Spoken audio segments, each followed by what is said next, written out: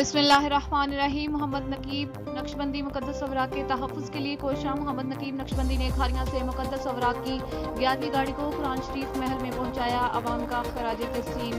Gujarat नदीमुल्लाह but से खादिम कुरान मोहम्मद नकीब नक्शबंदी ज़िला गुजरात में मुकद्दस अवराक को महफूज बनाने के लिए अपने मिशन को जारी रखे हुए हैं।